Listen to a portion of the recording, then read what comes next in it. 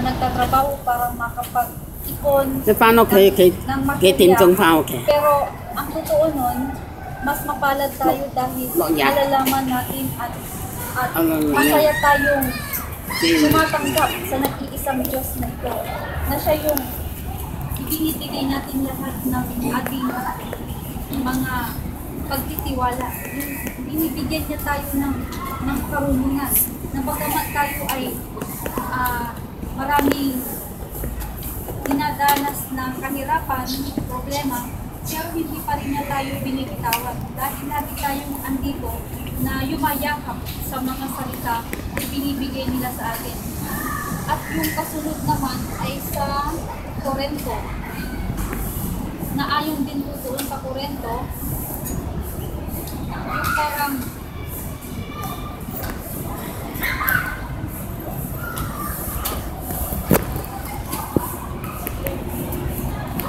sa ibang paraan, sabi niya, kung ikaw ay nagpapuri sa Espiritu, ang nasa kalagaman, ay tatalikod ka na.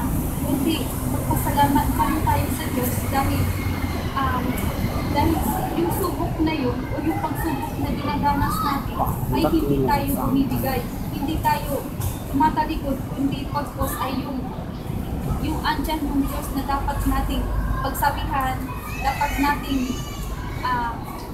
pakinggan lahat ng mga pinipili niya sa atin. Dahil hindi naman po natin kaya ang nakalahat ng ito kung hindi tayo yayakap sa Kanya.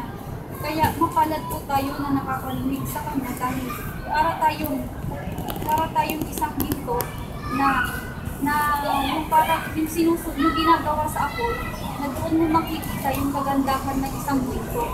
Kaya kahit gaano kabigat ang ginagawa natin, ay hindi pa rin tayo kayang hindi pa rin na tayo kayang tumbahin. Nagyaman po Diyos ako ay umayakot ng tayo may sa kalangkan.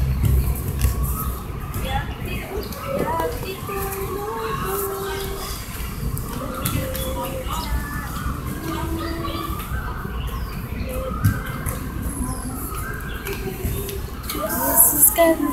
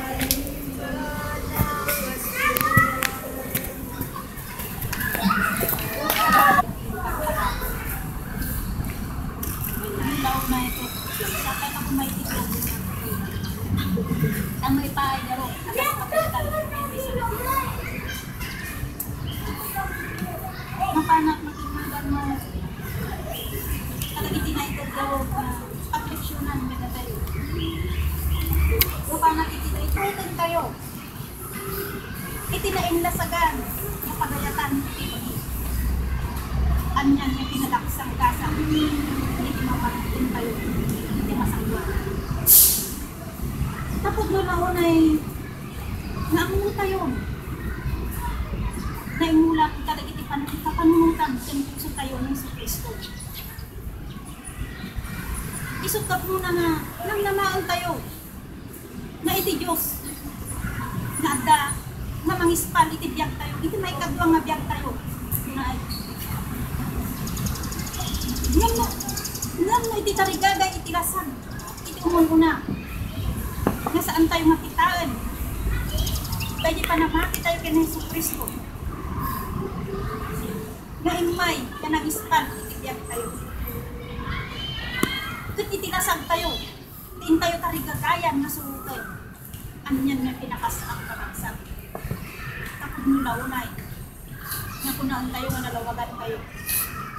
Namaan tayo magmaikyan ng garot. Tagitibanag na pagayatan itilasag.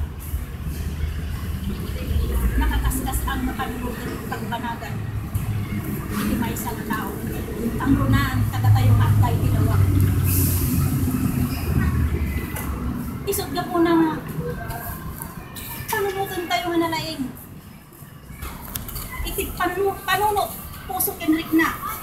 Isot masapol. Nanog abda tayo kumagarong dito eh. Konsentrasyon kakabsat. Tamok. Pudno launay. Ado iti makasinga kada tayo. Ang runaan, hindi pang panunutan tayo. Kat itunggal tao. Saan tayo mamog? Itinagyan, iti kaunggan, iti puso na. Saan ka panunutan na? Ano mapay ko na at? Nakakonsentrate at mamit unag pugayam. Adayo ti ayan na. Pudno launay kakabsa. Kumay tayap, iti ka panunutan.